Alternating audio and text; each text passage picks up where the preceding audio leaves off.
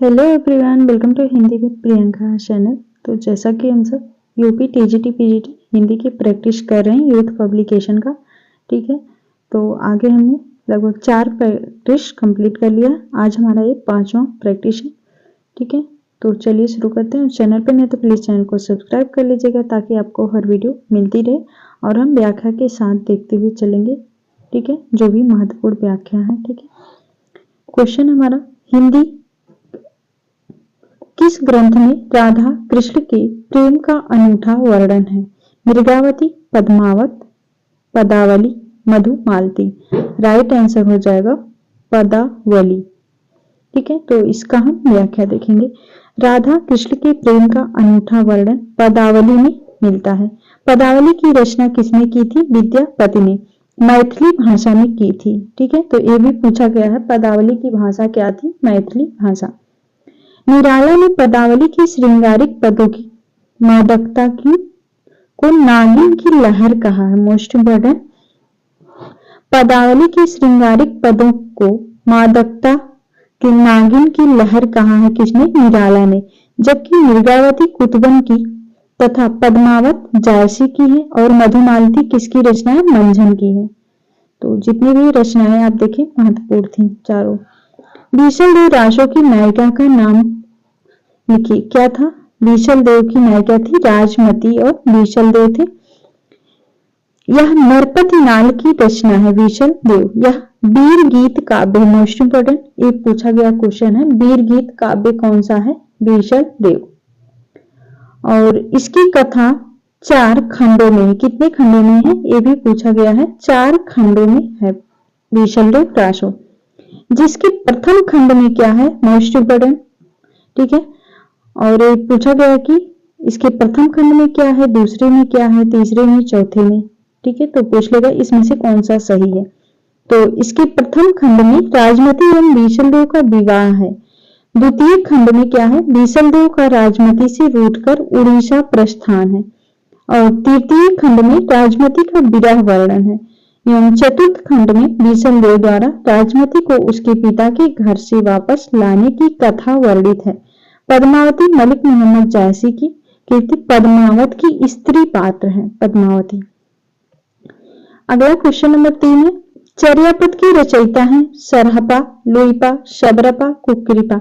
Right answer हो जाएगा शबरपा। चर्यापद के रचयिता है शबरपा।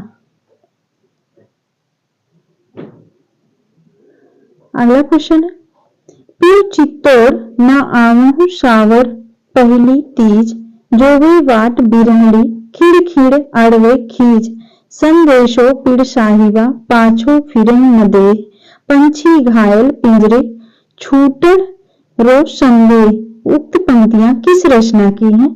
खुमान रासो। राइट आंसर हो जाएगा खुमान रासो की पंक्तियां हैं। खुमान रासो के रचयिता कौन थे? दलपत विजय। और पद्मावत जायसी का है करकंठ चर्यु कनकामर मुनि द्वारा। और ढोला मारूरा दोहा एक कल्लोल द्वारा रचित ग्रंथ है। मोस्ट इंपोर्टेंट, ढोला मारूरा दोहा। अगला क्वेश्चन है, जयचंद्र प्रकाश के रचनाकार हैं। राइट आंसर हो जाएगा भट्ट केदार। देखते हैं, जगनिक का हो जाएगा परमाल रासो। जगनिक मोस्ट इंपोर्टेंट रचना है और एक पूछी जाती आल्हा है, ठीक है, परमाल रासो। और श्रीधर रड़मल छंद का है, श्रीधर रड़मल छंद। और नरपति नाल का हो जाएगा बीसलदेव रासो, ठीक है। तो तीनों रचनाएं महत्वपूर्ण हैं। अगला क्वेश्चन है, सिद्धों और योगियों की रचनाओं के संदर्भ में यह कथन किसका है? उनकी रचनाओं का जीवन की स्वाभाविक सारणियों, अनुभूतियों और दशाओं से कोई संबंध नहीं है। वे सांप्रदायिक शिक्षा मात्र हैं, अतः शुद्ध साहित्य की कोट में नहीं आ सकती है। यह कथन आचार्य रामचंद्र शुक्ल का है। मोस्ट इंपोर्टेंट कथन है ये वाला। रामचंद्र शुक्ल का हिंदी साहित्य का इतिहास का प्रकाशन वर्ष 1929 ईस्वी में इन्होंने इसी ग्रंथ का एक कथन है, ठीक है, कहे थे। कुमारपाल प्रतिबोध किसकी रचना है? कुमारपाल प्रतिबोध सोम प्रभु सूर्य की रचना है। और कुमारपाल चरित किसकी है? हेमचंद सूर्य। और हमीर रासो सारंगधर प्रबंध चिंतामणि मीर तुम। संदेश राशक, संदेश राशक के लेखक कौन है? संदेश राशक अब्दुल रहमान। राइट आंसर हो जाएगा संदेश राशक अब्दुल रहमान। और यह संदेश राशक को कहा गया है प्रथम प्रमाणिक ग्रंथ के रूप में। ठीक है, संदेश राशक को देखते हैं इसका व्याख्या। देसी भाषा में किसी मुसलमान द्वारा लिखित प्रथम काव्य ग्रंथ संदेश राशक है। संदेश राशक एक खंड काव्य है जिसमें विक्रमपुर की एक वियोगिनी की विरह की कथा वर्णित है। नरपतमाल ने बीशल देव रासो नामक ग्रंथ की रचना की। चंद्रबरदाई ने पृथ्वीराज रासो और परमाल रासो आल्हा खंड के रचयिता जगनिक हैं। अगला क्वेश्चन है, विद्यापति की पदावली मैथिली हिंदी में रचित होने पर भी निम्नलिखित में से किससे प्रभावित थी? तो राइट आंसर हो जाएगा बंगला से प्रभावित थी। विद्यापति शैव संप्रदाय के कवि थे। भाषा की दृष्टि से विद्यापति द्वारा रचित ग्रंथ हैं। देखते हैं विद्यापति के ग्रंथ मोस्ट इंपोर्टेंट है। इनके संस्कृत ग्रंथ कौन कौन से हैं? शैव सर्वस्व सार, गंगा वाक्यावली, भू परिक्रमा, दान वाक्यावली, विभाग सार और लिखनावली, दुर्गा भक्त तरंगड़ी। ये हो गई संस्कृत की रचनाएं। अब इनकी अवहट्ट भाषा में कौन कौन से हैं? कीर्तिलता और कीर्ति पताका मोस्ट इंपोर्टेंट है। दोनों रचनाएं पूछी गई हैं अवहट्ट भाषा में। और मैथिली भाषा में पदावली और गोरच विजय मैथिली भाषा में है। अब विद्यापति को इन्होंने किस कवि ने क्या कथन कहा है? तो बच्चन सिंह ने विद्यापति को जातीय कवि कहा है। मोस्ट इंपोर्टेंट पूछा जा सकता है कि विद्यापति को जातीय कवि किसने कहा है? बच्चन सिंह ने। और हजारी प्रसाद द्विवेदी ने विद्यापति को श्रृंगार रस के सिद्ध वाक कवि कहा है। हजारी प्रसाद द्विवेदी ने। मोस्ट इंपोर्टेंट कथन ये भी है। और विद्यापति कीर्ति लता की रचना भृंग भृंगी संवाद के रूप में हुई है। मोस्ट इंपोर्टेंट तीनों पॉइंट। ठीक है, आगे चलते। भल्ला हुआ जो मारिया बहिर मारा कंतु लज्जे तू वयम सिंह जय भंग्या घरु एंतु। ये प्रसिद्ध पंक्तियां इनमें से किस कवि की है? तो हेमचंद की ये पंक्ति है। मोस्ट इंपोर्टेंट पंक्ति और ये पूछी गई है, यूजीसी नेट में भी पूछी गई है। ठीक है, आगे है आदिकाल को चारण काल इनमें से किस साहित्य इतिहास के लेखक ने दिया है? आदिकाल को चारण काल। राइट आंसर हो जाएगा रामकुमार वर्मा ने आदिकाल को चारण काल कहा है। रामकुमार वर्मा का हिंदी साहित्य का आलोचनात्मक इतिहास का प्रकाशन वर्ष 1938 ईस्वी है। रामकुमार वर्मा ने संधि एवं चारण काल कहा है। ठीक है, संधि काल और चारण काल यहाँ पर देखिए दिया गया है। चारण काल ग्रियर्सन ने भी कहा। आरंभिक काल मिश्र बंधु यहाँ पर दिया है। कहीं पर प्रारंभिक काल मिश्र बंधु का, आरंभिक गणपत चंद्र गुप्त का है। बीजोपन काल महावीर प्रसाद द्विवेदी, वीरगाथा काल रामचंद्र शुक्ल मोस्ट इंपोर्टेंट, आदिकाल हजारी प्रसाद द्विवेदी और सिद्ध सामंत काल राहुल सांस्कृत्यायन। ये आप जितने भी इतने देख रहे हैं पांचों छह लेखक मोस्ट इंपोर्टेंट है और ये पूछी गई है। ठीक है, अमीर खुसरो हिंदी साहित्य के किस काल से संबंधित है? अमीर खुसरो। राइट आंसर हो जाएगा आदिकाल से संबंधित है। और अमीर खुसरो का समय है 1253 से 1325 ईस्वी। इनका वास्तविक नाम पूछा जाता है अमीर खुसरो का, तो हो जाएगा अबुल हसन। इनका असली नाम था, पूरा नाम था अबुल हसन। और अमीर खुसरो निजामुद्दीन औलिया के शिष्य थे। मोस्ट इंपोर्टेंट निजामुद्दीन औलिया के शिष्य थे। अमीर खुसरो को खड़ी बोली हिंदी का आदि कवि कहा जाता है। खुसरो ने दिल्ली के सिंहासन पर 11 राजाओं का आरोहण देखा था। कितने राजाओं का? 11। और डॉक्टर ईश्वरी प्रसाद ने अमीर खुसरो को महाकवि या कवियों के राजकुमार की संज्ञा दी थी। ईश्वरी प्रसाद ने। विद्वानों ने अमीर खुसरो द्वारा रचित ग्रंथों की संख्या 100 बताई है। इनके प्रमुख ग्रंथ निम्नलिखित हैं। कौन कौन से? खालिक बारी, पहेलियां, मुकरियां, दो सुखाने, गजल आदि। अगला क्वेश्चन है दान वाक्यावली की रचनाकार है। राइट आंसर हो जाएगा दान वाक्यावली विद्यापति का है। ठीक है,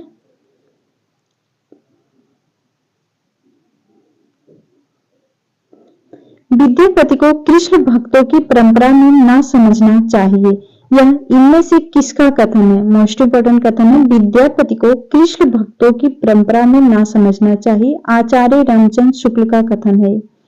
ठीक है, और विद्यापति के बारे में उनके कथन काफी महत्वपूर्ण है, ये वाला कथन भी और ये वाला भी कथन। आध्यात्मिक रंग के चश्मे आजकल बहुत सस्ते हो गए हैं, उन्हें चढ़ाकर जैसे कुछ लोगों ने गीत गोविंद को आध्यात्मिक संकेत बताया है, वैसे ही विद्यापति के इन पदों को भी। और बच्चन सिंह ने तो विद्यापति को जातीय कवि कहा है। निराला ने पदावली के श्रृंगारिक पदों को मादकता को नागिन की लहर कहा है। और महामहोपाध्याय हरप्रसाद शास्त्री ने विद्यापति को क्या कहा है? हरप्रसाद शास्त्री ने पंचदेवोपासक स्वीकार किया है। मोस्ट इंपोर्टेंट, विद्यापति को पंचदेवोपासक स्वीकार किया है हरप्रसाद शास्त्री ने। हजारी प्रसाद द्विवेदी ने विद्यापति को श्रृंगार रस के सिद्धवाक कवि कहा है। अगला क्वेश्चन है, आदिकाल के अंतर्गत सरहपा, लुइपा आदि कवि किस साहित्य से संबंध है? राइट आंसर हो जाएगा सिद्ध साहित्य से। सरहपा, लुइपा सिद्ध साहित्य से। सिद्धों की संख्या थी 84 सिद्धों की संख्या थी। ठीक है, जिनमें सरहपा, शबरपा, लुइपा, डोंबिपा, कुकरीपा आदि प्रमुख थे। सरहपा प्रथम सिद्ध कवि थे। राहुल सांस्कृत्यायन ने इन्हें हिंदी का प्रथम कवि माना है। सरहपा ने, ये पूछा गया है, राहुल सांस्कृत्यायन ने किसको प्रथम कवि माना है? सरहपा को। काव्य धाराओं में कौन सी काव्य धारा भक्ति काल के अंतर्गत नहीं आती है? राइट आंसर हो जाएगा रासो काव्य धारा, ये आदिकाल के अंतर्गत आती है। सिद्ध सामंत युग की कविताओं की सृष्टि आकाश में नहीं हुई, वे हमारे देश की ठोस धरती की उपज है। यह कथन किसका है? राहुल सांस्कृत्यायन का कथन है। क्या? सिद्ध सामंत। यहां से आप लगा सकते हैं ना, सिद्ध आदिकाल को सिद्ध सामंत काल किसने कहा था? राहुल सांस्कृत्यायन ने। अगला क्वेश्चन है, जिस साहित्य में केवल धार्मिक उपदेश हो उससे वह साहित्य निश्चित रूप से भिन्न है, जिसमें धर्म भावना प्रेरक शक्ति के रूप में काम कर रही हो। धार्मिक साहित्य होने मात्र से कोई रचना साहित्यिक कोटि से अलग नहीं की जा सकती। यह कथन किसका है? हजारी प्रसाद द्विवेदी का। मोस्ट इंपोर्टेंट कथन है। क्या कहते हैं? जिस साहित्य में केवल धार्मिक उपदेश हो उससे वह साहित्य निश्चित रूप से भिन्न है, जिसमें धर्म भावना के प्रेरक शक्ति के रूप में काम कर रही हो। धार्मिक साहित्य होने मात्र से कोई रचना साहित्यिक कोटि से अलग नहीं की जा सकती। मोस्ट इंपोर्टेंट हजारी प्रसाद द्विवेदी का कथन है। अगला क्वेश्चन है, इस संबंध में इसके अतिरिक्त और कुछ कहने की जगह नहीं है कि यह पूरा ग्रंथ वास्तव में जाली है। पृथ्वीराज रासो के विषय में यह स्थापना रामचंद्र शुक्ल ने कहा था। पृथ्वीराज रासो को जाली ग्रंथ कहा था। ठीक है, अगला क्वेश्चन है, इस ग्रंथ में श्रृंगार की ही प्रधानता है, वीर रस किंचित आभास मात्र है। रामचंद्र शुक्ल की यह मान्यता किस ग्रंथ के संदर्भ में है? भीषण देव रासो को उन्होंने कहा था श्रृंगारी रचना। ठीक है, इसमें श्रृंगार रस की प्रधानता है, भीषण देव रासो को कहा था रामचंद्र शुक्ल ने। ठीक है, तो यहाँ पर देखिए रचना कवियों के नाम दिए हैं, पृथ्वीराज रासो, चंद्रवरदाई, भीषण देव रासो, नरपति नालका और खुमाल रासो, दलपति विजयपाल रासो, मल्हर सिंह। मोस्ट इंपोर्टेंट है विजयपाल रासो, मल्हर सिंह। अगला क्वेश्चन है, वे सांप्रदायिक शिक्षा मात्र हैं, अतः शुद्ध साहित्य की कोटि में नहीं आ सकती। सिद्धों, नाथों, योगियों की रचनाओं के विषय में यह कथन किसका है? आचार्य रामचंद्र शुक्ल ने अपने हिंदी साहित्य के इतिहास में कहा है। वे सांप्रदायिक शिक्षा मात्र हैं, सिद्धों, नाथों के बारे में कहा है। अगला क्वेश्चन है, राहुल वेल के विषय में कौन सा तथ्य सही नहीं है? राहुल वेल के संदर्भ में तो राइट आंसर हो जाएगा, इसमें राहुल नामक नायक का शौर्य वर्णन है, ये असत्य है। बाकी इसका रचयिता रोड़ा नामक कवि माने गए हैं और यह मूलतः एक शीलांकित रचना है। मोस्ट इंपोर्टेंट, राहुल वेल एक शीलांकित रचना चंपू काव्य है। यह गद्य पद्य मिश्रित चंपू काव्य है। अगला है, देखते हैं, इतिहासकारों द्वारा मान्य हिंदी का प्रथम कवि को सुसंगत कीजिए। किसने किसको प्रथम कवि माना है? मोस्ट इम्पोर्टेंट, यहाँ से आपको वन लाइनर में भी मिलेगा देखने को। शिवसिंह सेंगर ने किसे माना है? पुष्पदंत या पुष्यपुण्य को माना है शिवसिंह सेंगर ने। और रामकुमार वर्मा ने स्वयंभू को प्रथम कवि, राहुल सांस्कृत्य ने सरहपा को, गणपति चंद्रगुप्त ने शालिभद्र शूर को। राइट आंसर ऑप्शन डी हो जाएगा। कौन सा विकल्प सुमेलित नहीं है? श्रावकाचार देवसेन का है, नेमिनाथ रास सुमतिगढ़ रास, और भारतेश्वर बाहुबली रास शालिभद्र शूर का है।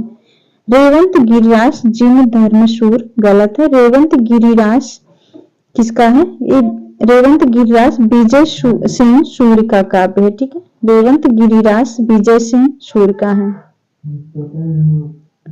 अगला क्वेश्चन है, सरहपा से संबंधित कौन सा कथन सत्य नहीं है, तथ्य सही नहीं है? राइट आंसर हो जाएगा, उनकी भाषा सर्वत्र सीधी सरल मानी जाती है, एक गलत है। बाकी देखते हैं, वे सिद्ध साहित्य के प्रारंभ करता है। दोहा कोश उनकी प्रसिद्ध रचना, दोहा कोश मोस्ट इम्पोर्टेंट पूछी जाती है अक्सर। किसकी रचना? दोहा कोश सरहपा का। और उन्होंने अंतर साधना पर जोर देते हुए पंडितों को फटकार लगाई है। आगे है, शंकराचार्य के बाद इतना प्रभावशाली और इतना महिमा मंडित महापुरुष भारतवर्ष में दूसरा नहीं हुआ। हजारी प्रसाद द्विवेदी की यह उक्ति किसके विषय में है? कहते हैं कि शंकराचार्य के बाद इतना प्रभावशाली और इतना महिमान्वित पुरुष भारतवर्ष में दूसरा नहीं हुआ। तो हजारी प्रसाद द्विवेदी गोरखनाथ के बारे में कह रहे हैं, ठीक है। मोस्ट इम्पोर्टेंट कथन है। तुलसी का ये वाला काफी पूछा जाता है, गोरख जगायो जो भगति भगायो लोग तुलसीदास। अगला क्वेश्चन है, डॉक्टर दशरथ शर्मा आदि कुछ विद्वान पृथ्वीराज रासों के किस संस्करण को मूल रासों मानते हैं? राइट आंसर हो जाएगा, सबसे छोटा संस्करण 1300 छंद। भीषम देव रासों के संपादन कर्ता इनमें से कौन है? राइट आंसर हो जाएगा, माता प्रसाद गुप्त एवं अंगरचंद नाहटा। माता प्रसाद गुप्त एवं अगरचंद नाहटा। आदिकालीन हिंदी कवि अमीर खुसरो विषयक सही तथ्य नहीं है, इसमें पूछा गया है। उनका लक्ष्य जनता को धर्मोपदेश देना मात्र था, यहाँ पर मात्र दिया है, से आप लगा सकते हैं, गलत है। कौन सा सही है? उनकी पहेलियां, मुकरियां और दो सुखाने हिंदी साहित्य में प्रसिद्ध हैं। उनकी रचनाओं में खड़ी बोली काव्य भाषा बनाने का प्रयास कर रही थी। उन्होंने जनजीवन के साथ घुल मिलकर काव्य रचना की है। और इनका समय मोस्ट इम्पोर्टेंट है 1253। और इन्होंने तूतीय हिंद या हिंद का तोता कहा जाता है, इन्हें तूतीय हिंद या हिंद का तोता कहा जाता है। किसको? अमीर खुसरो को। और इन्हें सितार के आविष्कार का श्रेय दिया गया, सितार के आविष्कार का श्रेय दिया गया अमीर खुसरो को। मोस्ट इम्पोर्टेंट, ठीक है। अगला क्वेश्चन है, रामचंद्र शुक्ल के अनुसार किस रचना के आधार पर विद्यापति मैथिल कोकिल कहलाए थे?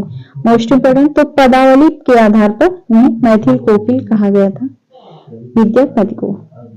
इनकी रचना थी लिखनावली, पुरुष परीक्षा, दान वाक्यावली, गया पतक, गंगा वाक्यावली, ठीक है। तो और इन्हें कौन कौन सी उपाधियां मिली थी? मोस्ट इम्पोर्टेंट, अभिनव जयदेव। इन्हें अभिनव जयदेव की उपाधि किससे मिली थी? राजा शिवसिंह द्वारा की मिली थी। और कवि शेखर, खेलन कवि, वया संधि के कवि, कवि कंठार, दशावधान। तो इसमें से अभिनव जयदेव मोस्ट इम्पोर्टेंट है, विद्यापति को राजा शिवसिंह द्वारा प्राप्त हुई थी, ठीक है। तो यहाँ पर हमने 30 क्वेश्चन आज देखे। तो आगे नेक्स्ट वीडियो में प्रैक्टिस जारी रहेगी हमारी, और हम व्याख्या के साथ जितना हो सकेगा अच्छे से देखते हुए चलेंगे, जिससे कि जितने भी प्रीवियस ईयर क्वेश्चन है सभी को हम कंप्लीट कर लें, ठीक है। उम्मीद है आपको अच्छा लगा होगा। और जितने भी हिंदी के पेपर आप देख रहे हैं, जीटीसी का है, नेट का है, DSSB का भी इसमें कुछ क्वेश्चन पूछे गए हैं, ठीक है। तो UGC नेट का देखिए इसमें पूछा गया है, टीजीटी, पीजीटी, एमकी, जीआईसी सभी के प्रश्न इसमें आपको देखने को मिलेंगे। तो मिलते हैं नेक्स्ट वीडियो में, तब तक के लिए आप चैनल को सब्सक्राइब जरूर से कर लीजिएगा ताकि आपको डेली वीडियो मिले।